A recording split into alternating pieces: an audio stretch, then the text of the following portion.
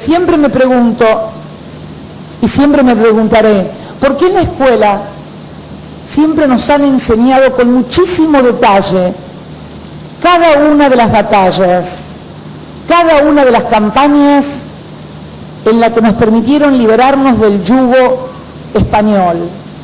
Y sin embargo, se ocultó deliberadamente durante 2 siglos todas las luchas que se dieron contra otros colonialismos que aún subsisten, como por ejemplo en nuestras Islas Malvinas. Hola, ¿qué tal? ¿Cómo andan? Soy Rubén de Merigián y voy a hablar sobre la línea hispana que le gana a la logia anglosajona en Argentina. Como lo decía el general Perón, siempre hubo desde la Revolución de Mayo 2 líneas, la hispánica y la inglesa. Rosas, Irigoyen, Perón, luego los gobiernos de Kirchner fueron los que respondieron a la línea nacional hispánica. Los demás respondieron a la logia de Inglaterra. En principio la masonería argentina está en un proceso de expansión. Las nuevas autoridades han iniciado un proceso de vinculación intrapaís y con los países hermanos a los fines de estrechar lazos fraternales y consolidar la presencia masónica. Hoy la región atraviesa un momento diferente. Vemos que se intenta, y en algunos casos se logra, en distintos países de la región, cambiar lo que fue y lo que es, y lo que seguirá siendo, porque más tarde o más temprano en esta década la gente ha logrado derechos como nunca lo había hecho, y estoy convencida que va a defender cada uno de esos derechos adquiridos durante esta década y durante estos más de 12 años. Más allá. En este momento el partido de gobierno tiene varios ministros, secretarios y hay jueces y diputados, senadores que son masones, y estamos trabajando para poder plasmar en la gestión los valores masónicos. Más allá de las marchas y contramarchas que tiene la historia en la región, porque la historia no se escribe con regla, escuadra y compás. La Argentina supo tener muchos presidentes masones hasta la década del 40 y después entró en un proceso complejo que casi la divide, y con la reunificación se comenzó un proceso porque nuevo. La historia no se escribe con regla, escuadra y compás. Para impulsar a los hermanos a la faz política, para que lleven los valores de la masonería a la política y por ende al pueblo. Estoy muy honrado de tener la presencia del gran maestre de la masonería haitiana, del Gran Oriente de Haití, que me ha recibido fraternalmente. Un honor y un gusto traerle los saludos de nuestro gran maestre Nicolás Breglia, del Gran Oriente de Argentina, y obviamente un saludo fraternal del presidente Mauricio Macri para todo el pueblo. Y obviamente un saludo fraternal del presidente Mauricio Macri para todo el pueblo. Pero ayer el Estado argentino dijo ausente, una vez más, por decisión y convicción anglófila, de la fecha patria de recordación de la soberanía argentina sobre Islas Malvinas, Georgias e Islas del Atlántico Sur.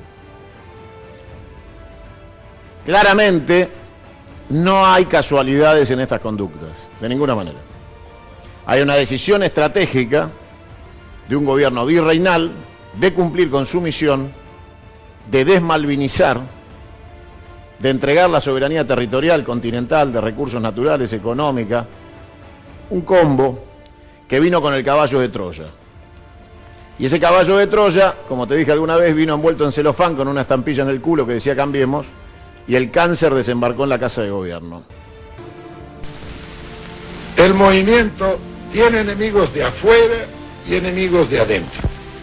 Quien no lucha contra el enemigo ni por la causa del pueblo es un traidor.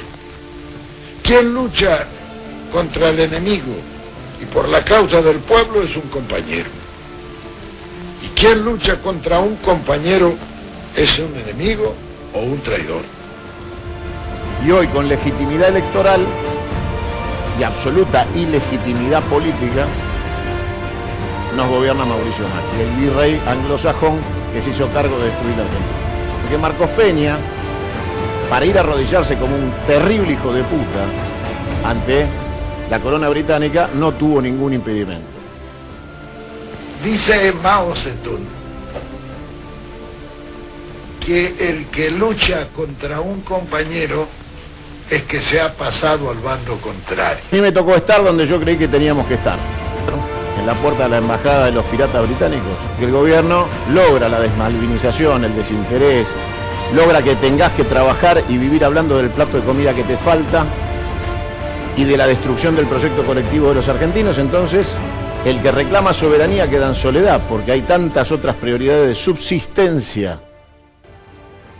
Ahora, hay que tener en cuenta que cuando aparece un hombre de nuestro movimiento que lucha contra otro hombre de nuestro movimiento, puede ser lo que dice Mao, que se haya pasado al bando contrario, pero generalmente defiende un interés, no un ideal, porque el que defiende el ideal no puede tener controversia con otro que defiende el mismo ideal. Es que en la política, además de los ideales, juegan los intereses, desgraciadamente. Y entonces, sumado al vergonzoso silencio colonial, virreinal, de traición a la patria del día de ayer, se suman novedades sobre Lara San Juan. Es un combo nefasto y doloroso, pero cierto, y nosotros lo hacemos sustentado. La memoria de nuestros caídos en Malvinas y en el Lara San Juan, y por supuesto, perseguimos soberanía, verdad y justicia.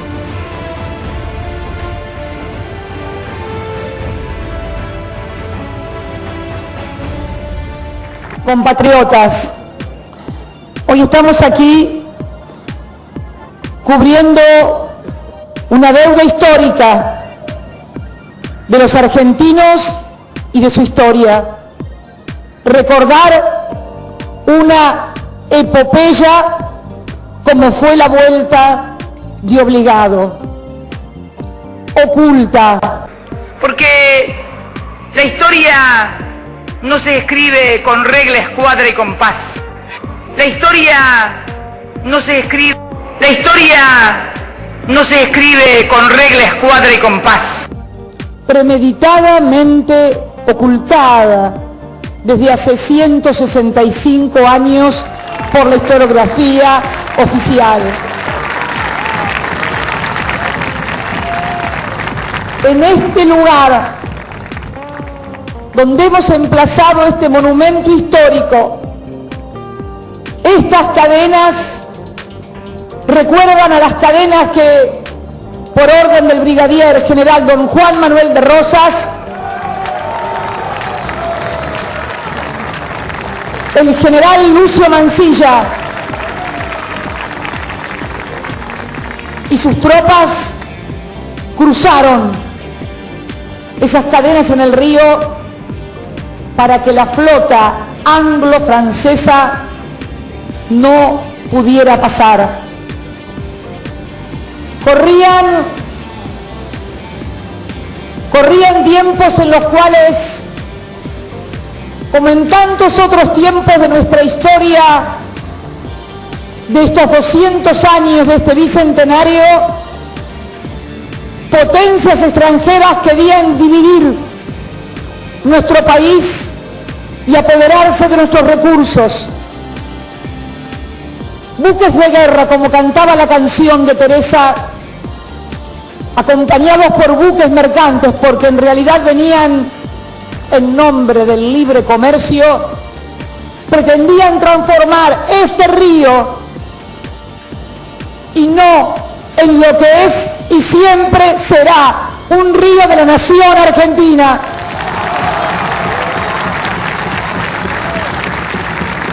Pero iban por más, querían también, para poder transformarlo en internacional, separar a las provincias de Entre Ríos, de Corrientes y de Misiones para conformar la República de la Mesopotamia. Entonces el río iba a ser internacional y nosotros íbamos a ser menos, más chicos. Pero en esos buques de guerra y mercantes no venían solamente ciudadanos ingleses o franceses. Venían también ciudadanos de la Confederación Argentina, identificados comunitarios que habían emigrado a Montevideo y venían en las mismas naves que iban a invadir su tierra, su patria. El otro día leía unas letras que decían que esos cañonazos de la vuelta de Obligado se vienen sucediendo a lo largo de la historia, en esta división de los que amamos y queremos a nuestro país y de los que muchas veces, sin darse cuenta o dándose cuenta, se convierten en serviles y funcionales a los intereses foráneos.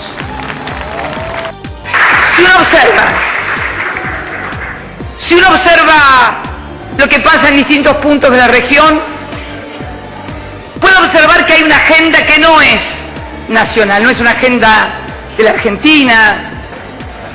Hay una agenda que desde afuera se ha escrito para la región y que pivotea sobre tres ejes fundamentales.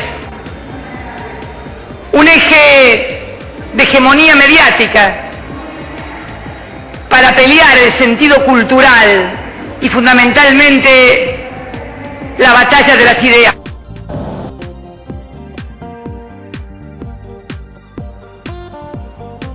Por el otro lado, un eje político que por supuesto interno pivotea. Esto se ha venido dando a lo largo de los 200 años de historia.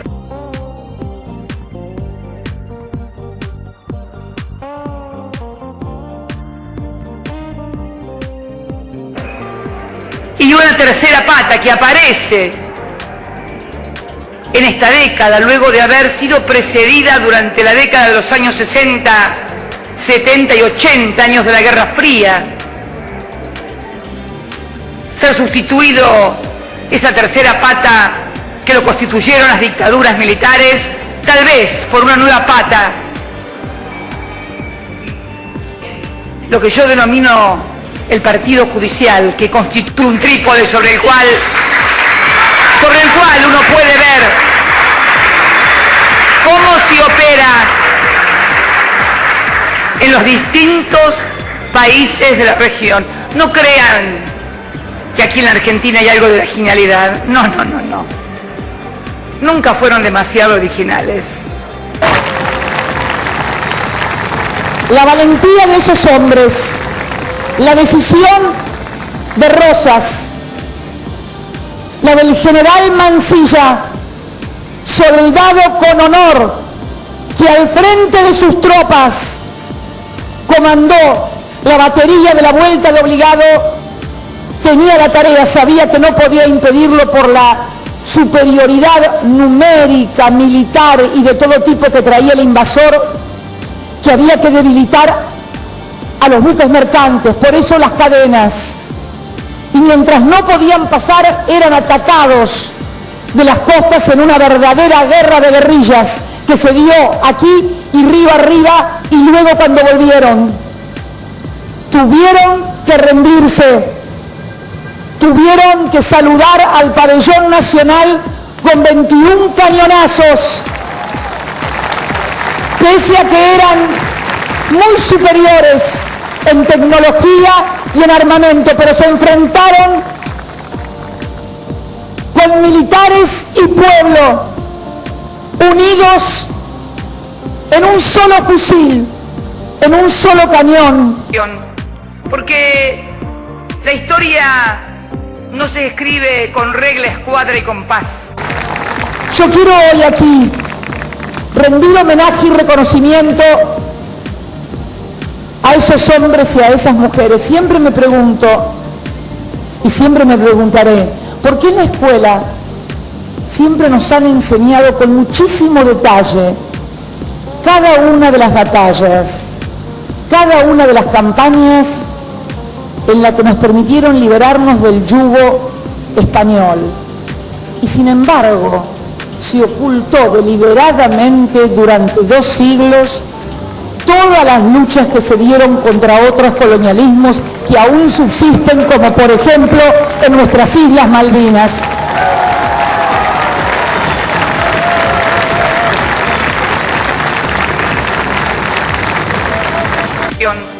Porque la historia no se escribe con regla, escuadra y compás. Creo que no es casualidad. Creo que es la de convencernos muchas veces que es imposible luchar o mantener la dignidad nacional. Por eso yo creo el mejor homenaje que podemos hacer a estos hombres y mujeres en el bicentenario, a los 165 años de aquella gesta maravillosa, es precisamente entender la necesidad de la unidad nacional, no como un objetivo declarativo, sino como un instrumento para lograr definitivamente la construcción de una gran nación, como soñaron Rosas, San Martín, Belgrano, Moreno, Castelli, Monteagudo, todos los hombres y todas las mujeres que lucharon por esos ideales. Él también, sí, él también. Él y muchísimos más anónimos, menos reconocidos, tal vez él representándolos, pero tantos argentinos que han dado su vida para vivir en una sociedad más justa, más libre, más igualitaria, más democrática, más de todos. Este monumento es para todos los argentinos y es de todos los argentinos.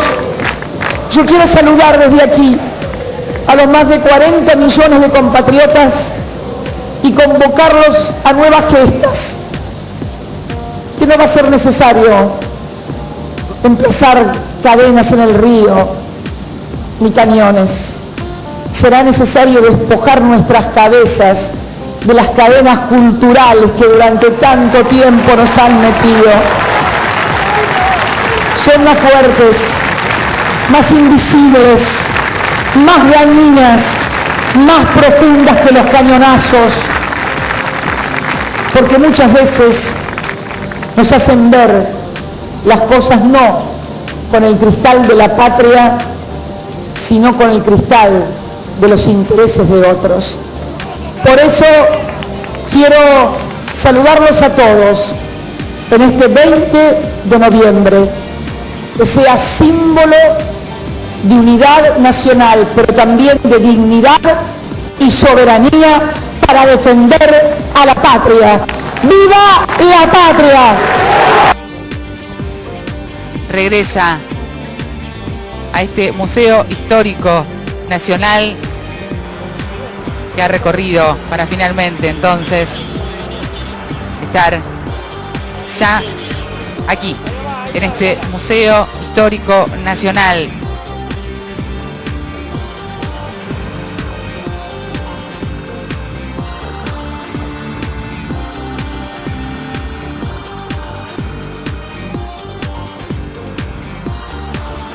San Martín, en su testamento fechado en París el 23 de enero de 1844, dispuso: el sable que me ha acompañado en toda la guerra de la independencia de la América del Sur le será entregado al general de la República Argentina, don Juan Manuel de Rosas, como prueba de satisfacción que como argentino he tenido al ver la firmeza con que ha sostenido el honor de la República contra las injustas pretensiones de los extranjeros que trataban de humillarla. Allí la presidenta, en representación de todo el pueblo argentino, acompaña entonces este histórico traslado del sable corvo de San Martín hacia el interior de este Museo Histórico Nacional.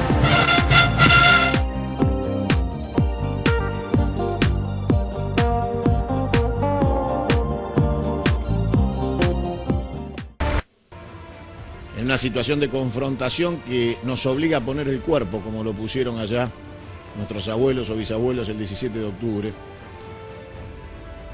Y hoy el mercado, para ponerle un nombre de entidad ideal a estos asesinos y criminales con nombre, apellido y número de documento que conciben un mundo virtual para el futuro con la menor cantidad de seres humanos posibles,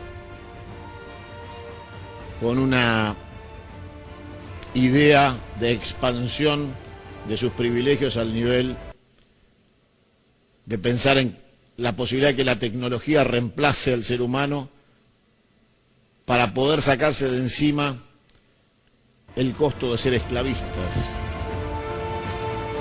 Es una manera de no tener que convivir con los descamisados, con los cabecitas negras, con los peronistas.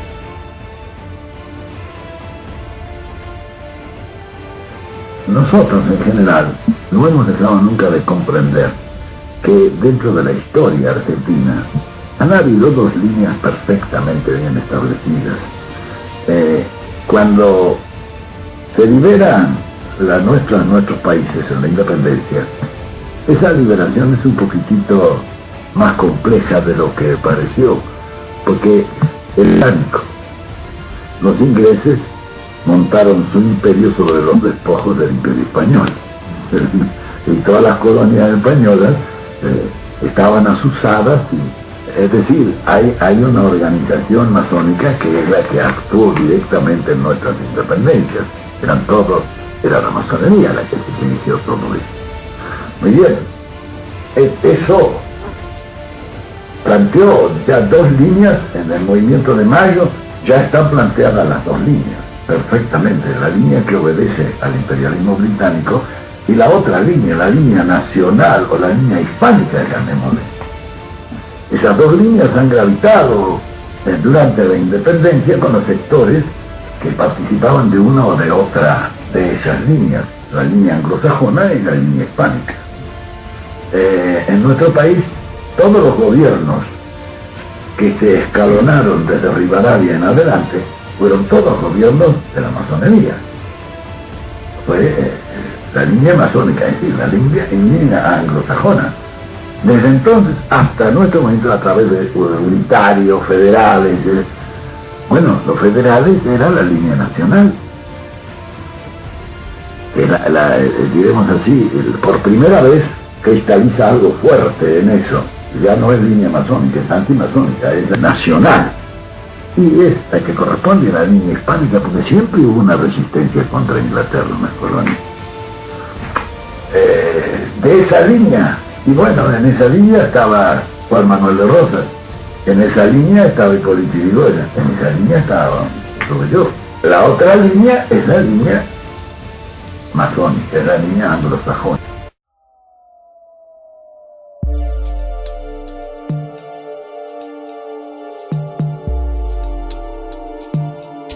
Pero sigamos analizando lo que es la simbología, lo que son los juramentos. Prestar juramento es algo importantísimo. El prestar juramento es algo que se hace desde el espíritu, desde el lugar trascendente del ser. El lugar trascendente del ser es el espíritu. No hay otro lugar trascendente en el ser, porque el yo el ego está asociado al cuerpo físico y el cuerpo físico con la muerte se extingue. En cambio el espíritu no se extingue con la muerte y por eso es lo trascendente. Un juramento es algo que uno tiene que hacer desde el espíritu y por eso es trascendente. Una promesa, en cambio, es algo que uno hace desde el yo, desde el ego, desde lo terreno, y que la promesa con la muerte se extingue también, y uno puede cambiar de opinión con respecto a una promesa, puede romper una promesa y no trae mayores consecuencias kármicas. En cambio, romper un juramento sí trae consecuencias kármicas. Es peor que la muerte. Es peor que la muerte. Entonces, por eso los soldados juran la bandera. No prometen a la bandera. Claro, no se promete a la bandera, se la jura. Yo cuando hice el servicio militar juré a la bandera y juré por la patria. Juré defender la patria y juré a la bandera. Nuestro presidente, a la hora de sus juramentos, no, se lo tomó más a la ligera. Este es el sitio Argentina Vórtice Geopolítico Mundial, esto lo publica el 11 de diciembre. Déjame ampliarte. Javier Cornejo, de Salta, gran amigo. Mira, Macri presta juramento ante el Congreso como nuevo presidente y dice: yo, Mauricio Macri, juro por Dios, por nuestro Señor y estos santos evangelios, desempeñar con lealtad, honestidad. Faltó la patria. Faltó la patria. No juró por la patria este señor Macri. Al final dijo, sí, que Dios y la patria me lo demanden. Pero, ¿y la jura por la patria? Hay que llevárselo por lo menos anotado. Claro, hay que tomar quizás nota. el nerviosismo hizo que Sí, clara, pero... y después, bueno, a la noche, a las 7 de la tarde en realidad, cuando fue la jura de ministros, correspondía que cuando juraba el nuevo ministro Berman se pusiera la Tanaj, la Biblia hebrea, para que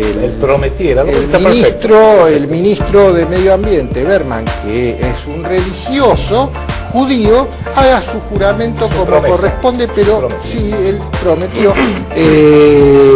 y se puso, él mismo se encargó de poner la Tanaj ahí para hacer su juramento sobre la Tanaj.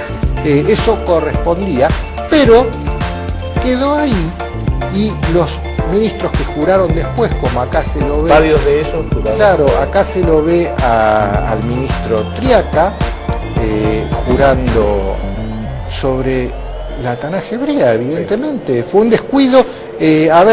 El ministro que juraba, el nerviosismo que le genera la situación, todo seguramente no se dio cuenta, pero tiene que haber personal de protocolo de presidencia que tiene la obligación de darse cuenta de en un evento tan trascendente estos detalles no pueden quedar descuidados. Aclaremos, el ministro de Energía, Aranguren, claramente firmó sobre los santos evangelios. Acá se la ve a la ministra Carolina Stanley, ministra de Desarrollo Social. Sí. Lo mismo, la ministra Bullrich, ministra de Seguridad, lo mismo. Bueno, en el caso de ellos probablemente haya sido más volitivo. No lo sé, pero estos detalles no pueden quedar descuidados en un evento trascendente como el prestar juramento para los máximos cargos públicos a los que puede aspirar un ciudadano en su país. No puede quedar descuidado todo esto, en la cuestión del protocolo, el ceremonial, el símbolo que se esconde detrás de todo este ceremonial. No puede ser descuidado. Todo esto es un ritual que no es religioso, porque esto no es una religión. Pero es solemne y trascendental. Exactamente, esa era la palabra. El sueño de esa élite criminal y satánica que cree que los pobres no deben existir, pero la solución es su muerte. En la Argentina estamos en ese momento clave, en donde se va a decidir el destino, porque estamos en actitud de resistencia. Por ello es tan importante la lucha. ¿Frente a qué puede desaparecer? Frente a la ambición voraz por nuestro territorio, nuestros recursos naturales, y la idea de que la Argentina sea un país con escasa población, sin fuerzas armadas, sin plan de defensa, sin capacidad de defensa, para que sea un supermercado de recursos naturales, fácil de ser saqueado, dominado y colonizado. El peronismo es en sí mismo el ascenso social de clase.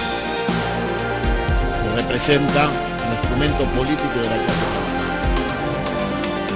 Porque estos criminales y estos asesinos se arrepienten de haber perdido aquellos años dorados que podían comprar esclavos en un mercado. También se plantea una vez más la contradicción fundamental: patria, colonia, liberación o dependencia,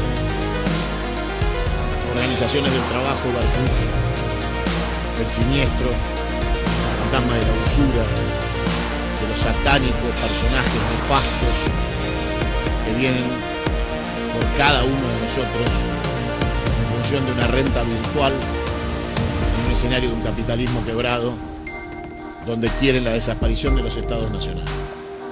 En las próximas horas seguirán transitando en este combate cultural. En este combate cultural ustedes podrán escuchar seguramente las voces de los comunicadores del régimen reivindicando a la patria colonial de Churchill, a esa isla de mierda llena de basura británica, de piratas, ladrones y saqueadores, que no solo colonizaron los territorios, sino la mente de todos estos miserables y payos, que a cambio de sus privilegios personales están dispuestos a entregar a sus hermanos al más indigno de los tratamientos, del sometimiento, de la indignidad y de la represión sincera. Pero quizás uno de los efectos más notables de estos manejos fue el cambio repentino del diputado pueblino oficialista Carlos Roma, quien parecería que en pocas horas nocturnas cambió su intención de voto respecto al aborto. En efecto, lo habíamos visto pasearse por la tarde con pañuelo celeste al cuello, en medio de los manifestantes, simulando adherir a la defensa de la vida del no nacido y comprometerse en el voto negativo a la ley. Antes de eso incluso, pudimos verlo en algún spot de campaña pro vida defendiendo medio insípidamente, es verdad, el derecho a la vida. Y en un par de horas pasó a adherir con su voto a una ley inicua. Él siempre supo, tal como lo habían dispuesto sus mandantes a los que juró obediencia, lo que iba a votar, lo mismo que muchos otros. Pues resulta que el diputado Roma es masón. Y no lo decimos nosotros, hay material audiovisual de 2 años atrás en que él mismo lo confiesa con satisfacción. En estas horas se libra un combate en Venezuela con un intento de golpe de Estado al gobierno de nuestros hermanos venezolanos y del presidente Nicolás Maduro. En Brasil Lula purga cárcel. En la Argentina Cristina es perseguida. Cualquier expresión política del brazo político de las organizaciones de los trabajadores es perseguida, reprimida y, si hace falta, aniquilada por la fuerza. Por eso no son tiempos para cobardes, son tiempos de acción y convicción, firme y decidida. Nadie puede estar ausente entre los argentinos bien nacidos. Pero también es imperioso separar paja de trigo y pasar la zaranda para saber quién es un quinta columna, un traidor, un infiltrado, que eligiendo las palabras del diccionario del peronismo, de la clase trabajadora y de las luchas sociales, se reporta en la Embajada de Estados Unidos, en la Embajada de Israel, o simplemente en alguna secta satánica, masónica, o simplemente alguna de esas iglesias evangelistas que no hablan de Cristo, sino del Viejo Testamento y reivindican el muro de los lamentos. La realidad es que atrás de toda esta perversa trama internacional absolutamente satánicas se esconden los Bolsonaro, que han sido el resumen de estos componentes de este guiso nefasto que han logrado hacerse del Brasil y que Lula calificó como un gobierno de locos desquiciados. Necesitamos que la Argentina salga del contexto de estos locos desquiciados. Necesitamos resistir con orgullo patriótico, identidad criolla, gaucha, india, con los huevos y los ovarios bien puestos donde tienen que estar, la humildad de la organización para el triunfo y saber que no se puede festejar ni un minuto antes. Fue Braden o Perón. Sigue siendo Braden. Se han esforzado estas bestias criminales por caracterizar a Perón como un fascista y a cada uno de nosotros en los tiempos modernos de igual manera por ser peronistas. Tenemos que poner el temple necesario para seguir siendo el movimiento de los trabajadores que construye puentes y no muros. El peronismo es la expresión en sí misma de la argentinidad. Perón es Rosas, Perón es San Martín.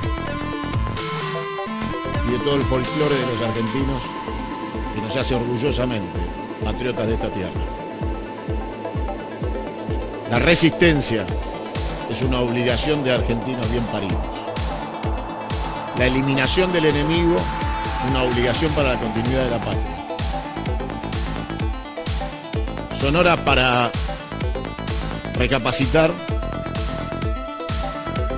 pensar en el extremo de los límites que a veces habrá que pasar en defensa de esta nación, cuáles son los costos,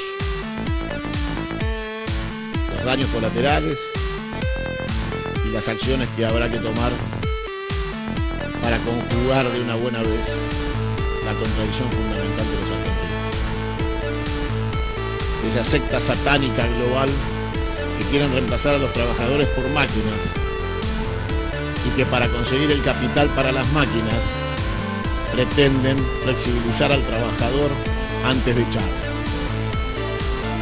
Pero claro, se acusa a los dirigentes sindicales de no estar a la altura de las circunstancias frente a los desafíos de los nuevos tiempos.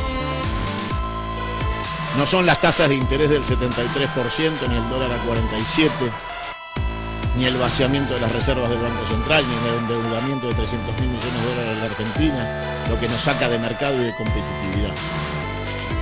Es el sueldo de los trabajadores y sus derechos sociales. Es tan absurdo el planteo, tan infantil, tan descarado, tan miserable, tan ruin, que con la misma violencia que lo plantean, deberíamos dar su respuesta. Estamos frente a un enemigo violento. Y por supuesto, existen los ejemplos de la resistencia pacífica. Ahí está el triunfo de Gandhi. También está el peso de la historia de los argentinos de no haber fusilado a la fusiladora, de no haber terminado con la vida de los asesinos, de no haber fusilado por traición a la patria a cada golpista que interrumpió la vida democrática de los argentinos, que mató obreros, secuestró trabajadores, estudiantes, mató y torturó. No haber matado a la fusiladora, no haber fusilado a los fusiladores, haber sido tolerante con los intolerantes. Y cada una década, esos intolerantes fusiladores volvieron para contarnos que el problema son los movimientos populares y el peronismo. Y todavía hay comunicadores sociales dando vuelta en los medios nacionales, educando a las nuevas generaciones en el odio al peronismo, a lo popular, a los cabecitas negras, a los descamisados.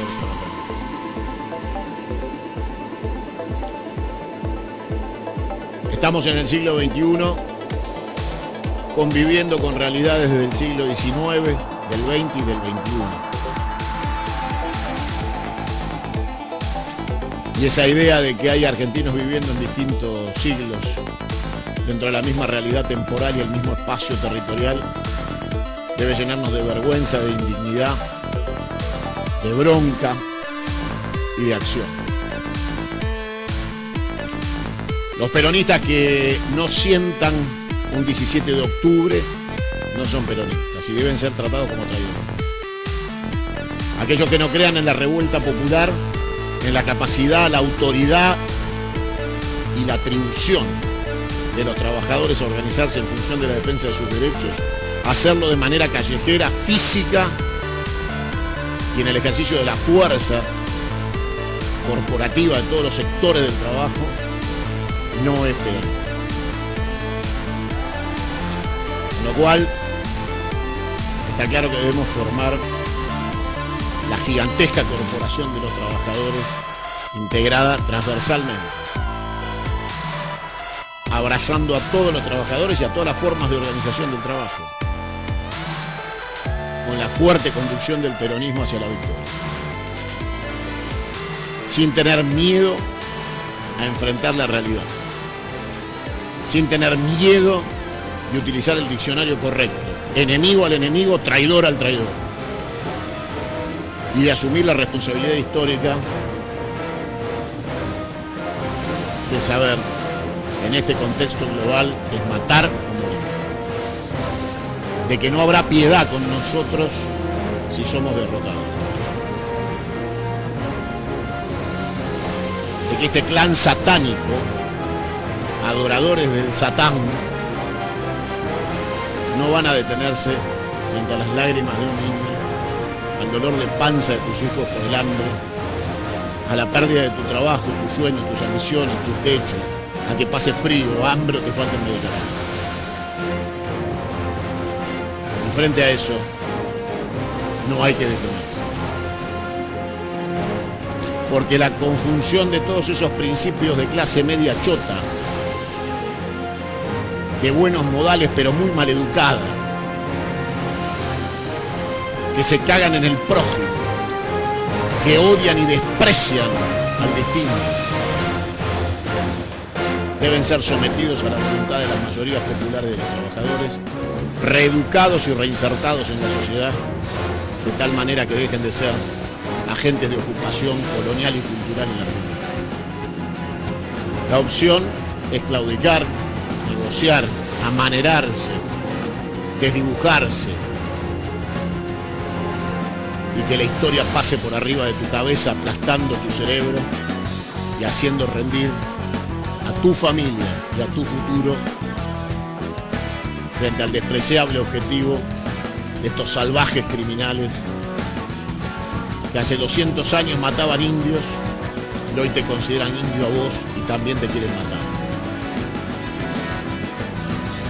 Estamos con un gobierno de ocupación colonial, de traidores a la patria, y así deben ser tratados día a día, hora a hora y minuto a minuto. Y deben pagar su traición a la patria. Y la traición a la patria se paga con la vida. En el caso de aquellos que han asumido la responsabilidad institucional, por ejemplo, de ser presidente de la nación. Porque la traición a la patria es el más grave de los delitos, el más inmoral de los delitos. Y un tribunal debe hacer justicia con estos traidores a la patria. Por eso debemos esperar el momento del triunfo para consagrar el nunca más de la traición a la patria, con las consecuencias que esto trae para aquellos que han decidido ser agentes extranjeros de ocupación en la Argentina y que todavía tienen cara para desafiarnos. Despertate, Argentina. Hay que despertar la patria y el proyecto colectivo. Necesitamos el despertar de la Argentina. Y te convoco a que seas un soldado de la causa de los trabajadores. Y recién cuando hayamos retomado las riendas del destino de la patria, nos podremos sacar los cascos para ponernos el overol. Estamos en guerra con un enemigo colonial e invasor que ha venido a destruir la patria desde adentro como caballo de Troya. Debemos expropiar Clarín, debemos terminar con el enemigo, Debemos desentendernos de aquellos que pisan la embajada de Estados Unidos el 4 de julio, de aquellos que abrevan en el Mossad, de aquellos que hacen campaña con pastores truchos, ladrones saqueadores de los bolsillos y de los salarios de los más humildes, explotados en su fe. Necesitamos construir patria, y esa patria es peronismo, participación social, colectiva y obrera. Somos el partido de los trabajadores, somos el partido de los obreros, somos el peronismo y no podemos dar un solo paso atrás. El armado electoral es instrumento del brazo político. La lucha callejera y la organización colectiva es tarea de nuestras organizaciones sindicales, que han dado una vez más el ejemplo de que están donde tienen que estar, hoy con el paro y la movilización, y mañana en las calles dándole de comer a los compatriotas y hermanos que no lo pueden hacer. Te convoco a la reflexión y a la lucha, y que entiendas que peronismo es 1 de mayo y 17 de octubre, y que todos los miserables que han querido transformar al peronismo en oficinas en Puerto Madero son unos grandes hijos de remil puta, malnacidos y traidores. El peronismo vive en vos, vos sos el peronismo, y el colectivo de todos nosotros es el único que garantiza el triunfo y que podrá algún día hacer descansar en paz al Teniente General Juan Domingo Perón.